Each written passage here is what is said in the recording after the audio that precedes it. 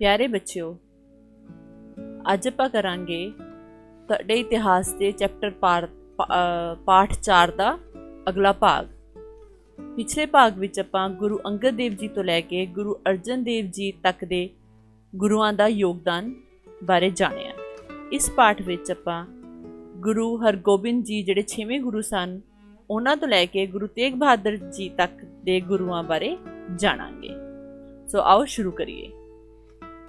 ਸਭ ਤੋਂ ਪਹਿਲੇ ਆਪਾਂ ਗੱਲ ਕਰਾਂਗੇ ਗੁਰੂ ਹਰਗੋਬਿੰਦ ਜੀ ਦੀ। ਗੁਰੂ ਹਰਗੋਬਿੰਦ ਜੀ ਸਿੱਖਾਂ ਦੇ 6ਵੇਂ ਗੁਰੂ ਸਨ। ਇਹਨਾਂ ਨੇ 1606 ਈਸਵੀ ਤੋਂ ਲੈ ਕੇ 1645 ਈਸਵੀ ਤੱਕ ਸਿੱਖ ਧਰਮ ਦੀ ਅਗਵਾਈ ਕੀਤੀ।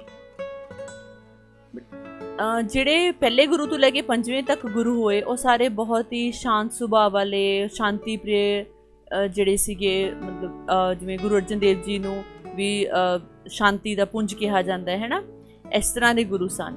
ਪਰ ਜਿਵੇਂ ਜਿਵੇਂ ਸਮਾਂ ਬਦਲਦਾ ਗਿਆ ਉੱਦਾਂ ਜਦੋਂ 6ਵੇਂ ਗੁਰੂ ਜੀ ਗੁਰਗੱਦੀ 'ਤੇ ਬੈਠੇ ਤਾਂ ਉਹਨਾਂ ਨੂੰ ਸਮਝ ਆਈ ਕਿ ਹੁਣ ਸਮਾਂ ਜਿਹੜਾ ਹੈ ਉਹ ਬਦਲ ਰਿਹਾ ਹੈ, ਕਿਉਂਕਿ ਦੂਜੇ ਪਾਸੇ ਜਿਹੜੇ ਮੁਗਲ ਸੀਗੇ ਉਹ ਆਪਣੇ ਉੱਪਰ ਰਾਜ ਕਰ ਰਹੇ ਸੀਗੇ ਅਤੇ ਉਹ ਆਪਣੀ ਸੈਨਾ, ਉਹਨਾਂ ਦੀ ਸੈਨਾ ਸੰਗਠਨ ਕਰਦੇ ਸੀਗੇ।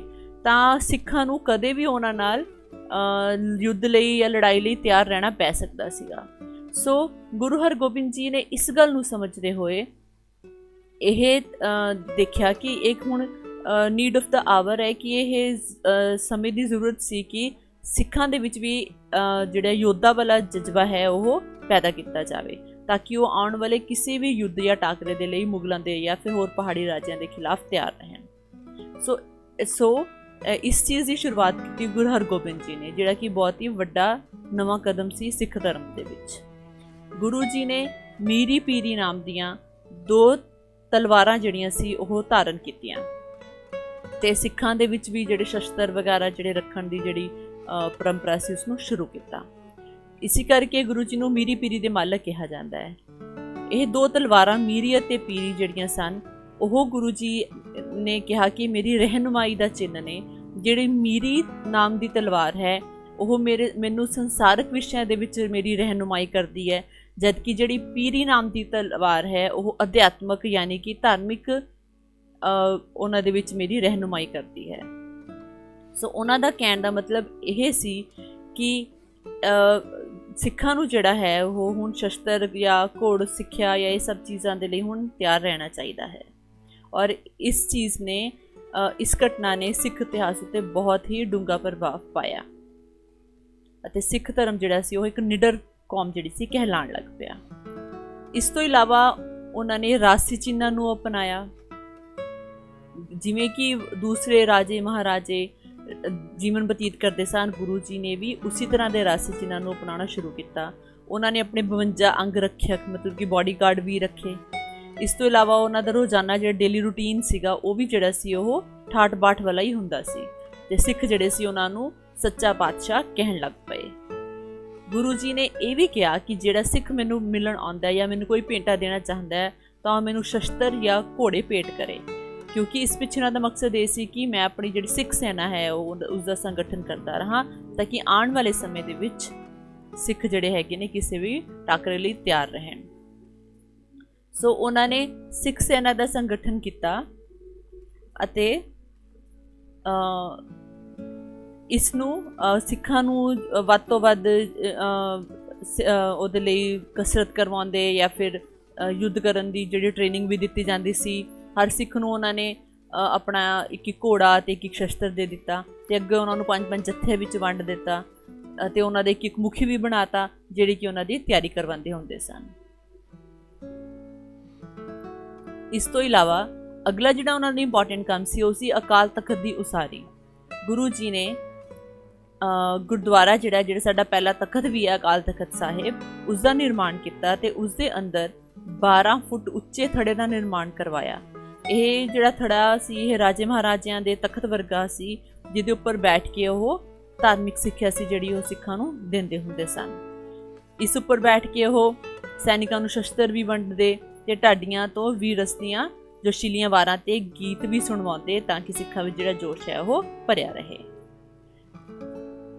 ਅਗਲਾ ਉਹਨਾਂ ਦਾ ਮੁੱਖ ਜਿਹੜਾ ਕੰਮ ਸੀ ਉਹ ਸੀ ਅੰਮ੍ਰਿਤਸਰ ਦੀ ਕਿਲ੍ਹਾਬੰਦੀ।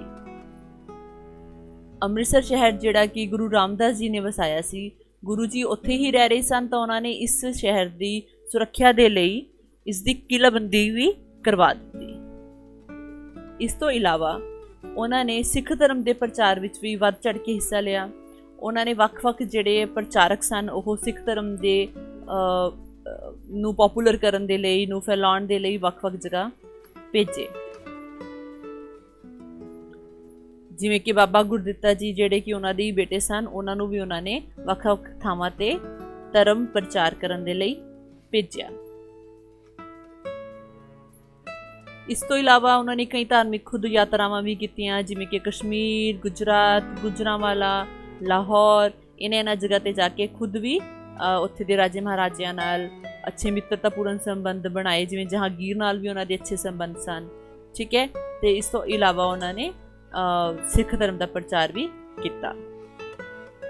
ਤੇ ਜਦੋਂ ਉਹਨਾਂ ਨੂੰ ਲੱਗਿਆ ਕਿ ਉਹਨਾਂ ਦਾ ਅੰਤਲਾ ਸਮਾਂ ਨੇੜੇ ਹੈ, ਤਾਂ ਉਹਨਾਂ ਨੇ ਹਰ ਰਾਏ ਜੀ ਨੂੰ, ਗੁਰੂ ਹਰ ਰਾਏ ਜੀ ਨੂੰ, ਜਿਹੜੇ ਕਿ ਉਹਨਾਂ ਦੇ ਪੋਤਰੇ ਸਨ, ਮਤਲਬ ਕਿ ਉਹਨਾਂ ਦੇ ਜਿਹੜੇ ਬੇਟੇ ਸੀ ਬਾਬਾ ਗੁਰਦਿੱਤਾ ਜੀ, ਉਹਨਾਂ ਦੇ ਬੇਟੇ ਨੂੰ, ਆਪਣੇ ਪੋਤਰੇ ਨੂੰ ਬਾਬਾ ਗੁਰਦਿੱਤਾ ਜੀ ਦੇ ਛੋਟੇ ਪੁੱਤਰ ਨੂੰ ਆਪਣਾ ਉੱਤਰਾਧਿਕਾਰੀ ਬਣਾ ਲਿਆ।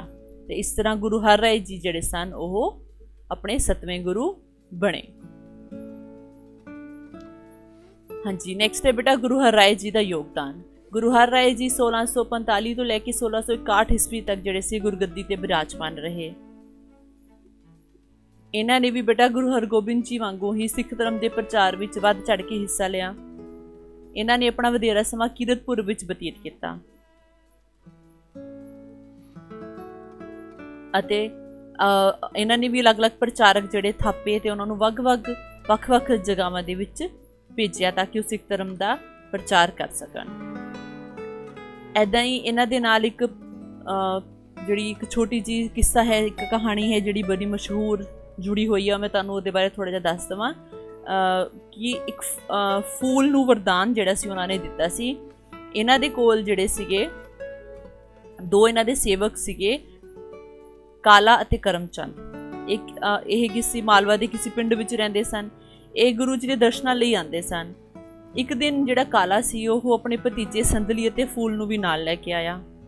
ਜਿਹੜਾ ਫੂਲ ਸੀਗਾ ਨਾ ਉਹ ਗੁਰੂ ਜੀ ਸਾਹਮਣੇ ਖੜ ਕੇ ਆਪਣੇ ਢਿੱਡ ਤੇ ਹੱਥ ਫੇਰਨ ਲੱਗ ਗਿਆ, ਕਿਉਂਕਿ ਉਹ ਬੋਲ ਨਹੀਂ ਸੀ ਸਕਦਾ। ਉਹ ਆਪਣੇ ਢਿੱਡ ਤੇ ਹੱਥ ਫੇਰ ਕੇ ਇਹ ਦੱਸਣਾ ਚਾਹ ਰਿਹਾ ਸੀਗਾ ਕਿ ਉਹ ਗਰੀਬ ਹੈ, ਬਹੁਤ ਭੁੱਖਾ ਹੈ, ਉਸਨੂੰ ਭੁੱਖ ਲੱਗੀ ਹੈ।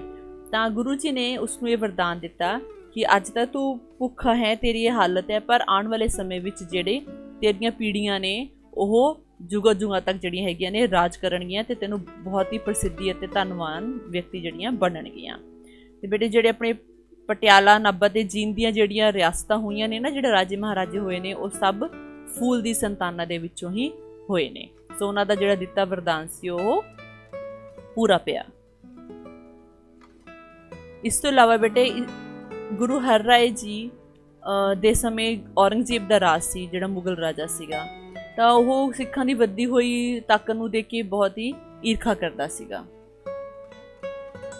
ਇੱਕ ਵਾਰੀ ਉਸਨੇ ਕੀ ਕੀਤਾ, ਗੁਰੂ ਹਰ ਰਾਏ ਜੀ ਨੂੰ ਦਿੱਲੀ ਵਿੱਚ ਬੁਲਾਇਆ,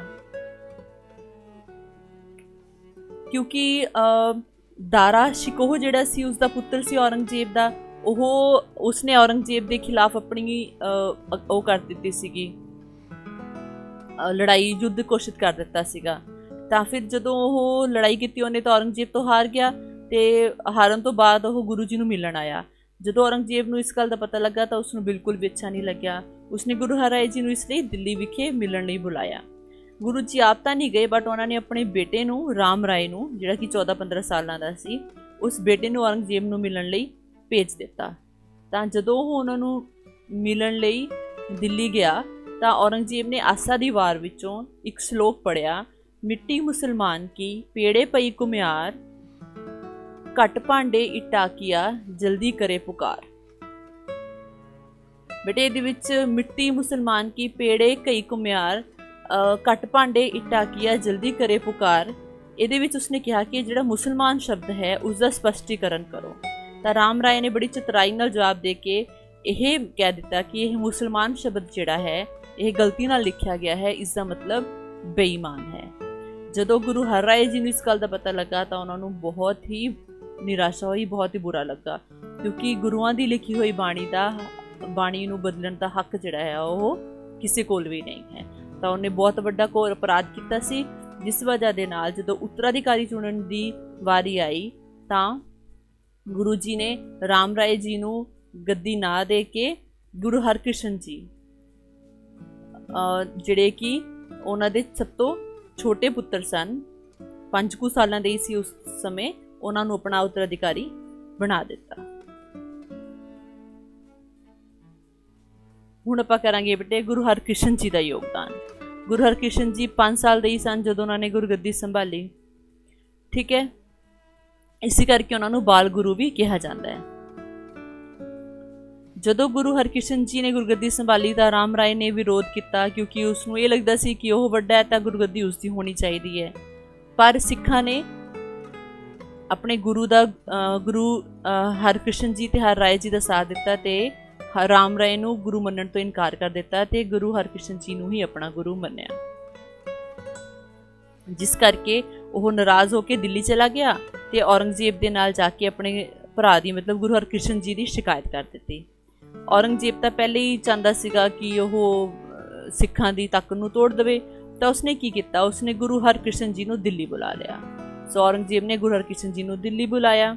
ਗੁਰੂ ਜੀ ਵੀ ਜਿਹੜੇ ਸੀ ਦਿੱਲੀ ਵੱਲ ਨੂੰ ਚੱਲ ਪਏ ਔਰ ਨਾਲ ਚਲਦੇ ਚਲਦੇ ਉਹਨਾਂ ਦੇ ਬਹੁਤ ਸਾਰੇ ਹਜ਼ਾਰਾਂ ਵਿੱਚ ਜਿਹੜੀ ਸੰਗਤ ਸੀ ਉਹਨਾਂ ਦੇ ਨਾਲ ਜਿਹੜੀ ਸੀ ਜੁੜ ਗਈ।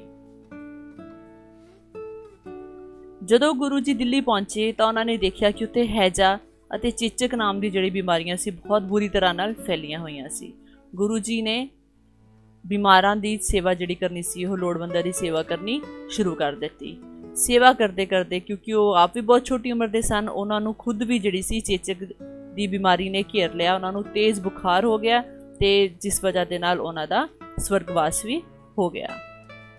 ਅਤੇ ਜੋਤੀ ਜੋਤ ਸਮਾਉਣ ਤੋਂ ਪਹਿਲੇ ਉਹਨਾਂ ਨੇ 5 ਪੈਸੇ ਤੇ ਇੱਕ ਨਾਰੀਅਲ ਮੰਗਵਾ ਕੇ ਉਸ ਨੂੰ 3 ਵਾਰ ਘੁਮਾਇਆ ਤੇ ਇਹ ਕਿਹਾ ਕਿ ਬਾਬਾ ਬਕਾਲਾ। ਇਹ ਕਹਿਣ ਦਾ ਮਤਲਬ ਇਹ ਸੀ ਕਿ ਅਗਲਾ ਜਿਹੜਾ ਗੁਰੂ ਹੈ ਉਹ ਬਾਬਾ ਬਕਾਲਾ ਵਿਖੇ ਮਿਲੇਗਾ। ਇਹ ਕਹਿ ਕੇ ਉਹ 30 ਮਾਰਚ 1664 ਈਸਵੀ ਨੂੰ ਜੋਤੀ ਜੋਤ ਸਮਾ ਗਏ। ਨੈਕਸਟ 9ਵੇਂ ਗੁਰੂ ਨੇ ਬੇਟਾ ਗੁਰੂ ਤੇਗ ਬਹਾਦਰ ਜੀ। ਇਹ 1664 ਤੋਂ ਲੈ ਕੇ 1675 ਈਸਵੀ ਤੱਕ ਆਪਣੀ ਗੱਦੀ ਤੇ ਬਿਰਾਜਮਾਨ ਰਹੇ। ਗੁਰੂ ਜੀ ਨੇ ਮੈਂ ਤੁਹਾਨੂੰ ਦੱਸਿਆ ਬੇਟਾ ਹੁਣੇ ਕਿ 8ਵੇਂ ਜਿਹੜੇ ਗੁਰੂ ਸੀ ਗੁਰੂ ਹਰਕ੍ਰਿਸ਼ਨ ਜੀ, ਉਹਨਾਂ ਨੇ ਖੁਦ ਗੁਰਗੱਦੀ ਜਿਹੜੀ ਸੀ ਗੁਰੂ ਤੇਗ ਬਹਾਦਰ ਜੀ ਨੂੰ ਨਹੀਂ ਸੌਂਪੀ ਸੀ, ਬਾਬਾ ਬਕਾਲਾ ਕਹਿ ਕੇ ਖੁਦ ਜੋਤੀ ਜੋਤ ਸਮਾ ਗਏ। ਪਰ ਜਦੋਂ ਉਹਨਾਂ ਨੂੰ ਇੱਕ ਮੱਖਣ ਸ਼ਾਹ ਲੁਬਾਣਾ ਨਾਮ ਦਾ ਇੱਕ ਜਿਹੜਾ ਸੀਗਾ ਉਹ ਸਿੱਖ ਸੀਗਾ, ਉਹ ਸਮੁੰਦਰੀ ਜਹਾਜ਼ ਚਲਾਉਂਦਾ ਸੀ। ਜਦੋਂ ਉਹ ਸਮੁੰਦਰੀ ਜਹਾਜ਼ ਇੱਕ ਦਿਨ ਲੈ ਕੇ ਜਾ ਰਿਹਾ ਸੀ ਤਾਂ ਉਹਦਾ ਜਹਾਜ਼ ਜਿਹੜਾ ਸੀ ਉਹ ਤੂਫਾਨ ਵਿੱਚ ਘਿਰ ਗਿਆ। ਤਾਂ ਉਸਨੇ ਗੁਰੂ ਜੀ ਨੂੰ ਇਹ ਅਰਦਾਸ ਕੀਤੀ ਕਿ ਜੇ ਮੇਰਾ ਜਹਾਜ਼ ਬਚ ਜਾਏਗਾ ਤਾਂ ਮੈਂ ਤੁਹਾਨੂੰ 500 ਸੋਨੇ ਦੀਆਂ ਮੋਹਰਾਂ ਨੇ ਜਿਹੜੀਆਂ ਉਹ ਭੇਂਟ ਕਰਾਂਗਾ। ਤੇ ਉਸਦਾ ਜਹਾਜ਼ ਜਿਹੜਾ ਸੀ ਉਹ ਬਚ ਵੀ ਗਿਆ। ਤਾਂ ਫਿਰ ਜਦੋਂ ਉਹ ਬਾਬਾ ਬਕਾਲੇ ਆਇਆ ਗੁਰੂ ਲੱਭਣ ਦੇ ਲਈ ਕਿ ਕਿਹੜੇ ਅਸਲੀ ਗੁਰੂ ਨੇ ਜਿਨ੍ਹਾਂ ਨੂੰ ਮੈਂ 500 ਮੋਹਰਾਂ ਦਾਨ ਕਰਾਂ, ਤਾਂ ਉਸ ਜਾ ਕੇ ਦੇਖਦਾ ਕਿ ਉੱਥੇ ਤਾਂ ਬਹੁਤ ਸਾਰੇ ਅਖੌਤੀ ਜਿਹੜੇ ਗੁਰੂ ਸੀ ਉਹ ਬਣ ਕੇ ਬੈਠੇ ਹੋਏ ਸੀਗੇ। ਤਾਂ ਉਸਨੇ ਸਭ ਨੂੰ 2-2 ਮੋਹਰਾਂ ਦੇਣੀਆਂ ਜਿਹੜੀ ਸੀ ਸ਼ੁਰੂ ਕਰ ਦਿੱਤੀਆਂ। ਇਸ 'ਤੇ ਜਦੋਂ ਗੁਰੂ ਤੇਗ ਬਹਾਦਰ ਜੀ ਜਿਹੜੇ ਉੱਥੇ ਬੈਠੇ ਤਪੱਸਿਆ ਕਰ ਰਹੇ ਸਨ, ਉਹਨਾਂ ਦੇ ਅੱਗੇ ਜਦੋਂ ਉਹਨੇ ਮੱਥਾ ਟੇਕਿਆ ਤਾਂ ਗੁਰੂ ਜੀ ਬੋਲੇ ਕਿ ਕੀ ਗੱਲ ਮੱਖਣ ਸ਼ਾਹ ਲੁਬਾਣਾ, ਸਿਰਫ 2 ਹੀ ਮੋਹਰਾਂ ਸਾਡੀ ਵਾਰੀ, ਤੂੰ ਤਾਂ 500 ਦਾ ਵਾਅਦਾ ਕੀਤਾ ਸੀ। ਇਹ ਕਹਿ ਕੇ ਉਹ ਬਹੁਤ ਹੀ ਖੁਸ਼ ਹੋ ਗਿਆ ਤੇ ਉੱਚੀ ਉੱਚੀ ਰੌਲਾ ਪਾਉਣ ਲੱਗ ਗਿਆ, ਗੁਰਲਾਦੋ ਰੇ। ਇਟ ਮੀਨਸ ਕਿ ਉਹ ਇਹ ਕਹਿ ਰਿਹਾ ਸੀ ਕਿ ਗੁਰੂ ਜੀ ਨੇ ਜਿਹੜੇ ਉਹ ਲੱਭ ਗਏ ਨੇ। ਤੇ ਇਸ ਤਰ੍ਹਾਂ ਗੁਰੂ ਤੇਗ ਬਹਾਦਰ ਜੀ ਜਿਹੜੇ ਸੀਗੇ ਉਹਨਾਂ ਨੂੰ 9ਵੇਂ ਗੁਰੂ ਬਣਾ ਦਿੱਤਾ ਗਿਆ। ਗੁਰੂ ਜੀ ਨੇ ਗੁਰਗੱਦੀ ਧਾਰਨ ਕਰਨ ਤੋਂ ਬਾਅਦ ਬਹੁਤ ਸਾਰੀਆਂ ਯਾਤਰਾਵਾਂ ਕੀਤੀਆਂ, ਜਿੱਥੇ ਜਾ ਕੇ ਉਹਨਾਂ ਨੇ ਸਿੱਖ ਧਰਮ ਦਾ ਪ੍ਰਚਾਰ ਕੀਤਾ, ਜਿਵੇਂ ਕਿ ਅੰਮ੍ਰਿਤਸਰ ਗਏ ਉਹ। ਇਸ ਤੋਂ ਇਲਾਵਾ ਉਹ ਗੁਰੂ ਕਾ ਬਾਗ, ਬਕਾਲਾ, ਬਿਲਾਸਪੁਰ ਤੋਂ ਲੈ ਕੇ ਸੈਫਾਬਾਦ, ਕੁਰੂਕਸ਼ੇਤਰ ਤੋਂ ਲੈ ਕੇ ਪਟਨਾ, ਬਿਲਾਸਪੁਰ, ਚੱਕ ਨਾਨਕੀ, ਇਹ ਸਾਰੀਆਂ ਜਗ੍ਹਾਵਾਂ ਦੇ ਵਿੱਚ ਜਿਹੜੀਆਂ ਸੀ ਉਹਨਾਂ ਨੇ ਯਾਤਰਾਵਾਂ ਕੀਤੀਆਂ ਤੇ ਸਿੱਖ ਧਰਮ ਦਾ ਖੂਬ ਪ੍ਰਚਾਰ ਕੀਤਾ।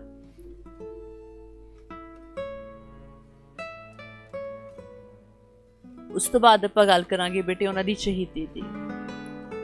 ਗੁਰੂ ਜੀ ਜਦੋਂ ਯਾਤਰਾਵਾਂ ਕਰਦੇ ਹੋਏ ਆਖਿਰ ਵਿੱਚ ਅਨੰਦਪੁਰ ਸਾਹਿਬ ਪਹੁੰਚੇ ਉਸ ਵੇਲੇ ਉਹਨਾਂ ਦੇ ਜਿਹੜੇ ਪੁੱਤਰ ਸਨ 10ਵੇਂ ਗੁਰੂ ਜਿਹੜੇ ਆਪਣੇ ਗੁਰੂ ਗੋਬਿੰਦ ਸਿੰਘ ਜੀ, ਉਹ ਬਹੁਤ ਹੀ ਛੋਟੀ ਉਮਰ ਦੇ ਸਨ। ਤਾਂ ਉਹਨਾਂ ਕੋਲ ਕਸ਼ਮੀਰੀ ਪੰਡਤ ਜਿਹੜੇ ਸੀ ਉਹ ਮਿਲਣ ਲਈ ਆਏ ਤੇ ਉਹਨਾਂ ਨੇ ਕਿਹਾ ਕਿ ਔਰੰਗਜ਼ੇਬ ਹੈ ਸਾਨੂੰ ਜਿਹੜਾ ਜਬਰੀ ਮੁਸਲਮਾਨ ਬਣਾ ਰਿਹਾ ਹੈ। ਤੇ ਉਹਨਾਂ ਨੇ ਇਹ ਬੇਨਤੀ ਕੀਤੀ ਕਿ ਕਿਸੇ ਗੁਰੂ ਦੇ ਬਲੀਦਾਨ ਦੀ, ਆਤਮ ਬਲੀਦਾਨ ਦੀ ਜ਼ਰੂਰਤ ਹੈ। ਤਾਂ ਇਸ 'ਤੇ ਗੁਰੂ ਗੋਬਿੰਦ ਸਿੰਘ ਜੀ ਨੇ ਉਹਨਾਂ ਨੂੰ ਕਿਹਾ ਕਿ ਪਿਤਾ ਜੀ ਤੁਹਾਡੇ ਤੋਂ ਵੱਡਾ ਜਿਹੜਾ ਮਹਾਂਪੁਰਸ਼ ਹੈ ਕੋਈ ਹੋ ਨਹੀਂ ਸਕਦਾ। ਤਾਂ ਇਸ ਗੱਲ 'ਤੇ ਗੁਰੂ ਤੇਗ ਬਹਾਦਰ ਜੀ ਨੇ ਆਤਮ ਬਲੀਦਾਨ ਕਰਨ ਦਾ ਫੈਸਲਾ ਕਰ ਲਿਆ।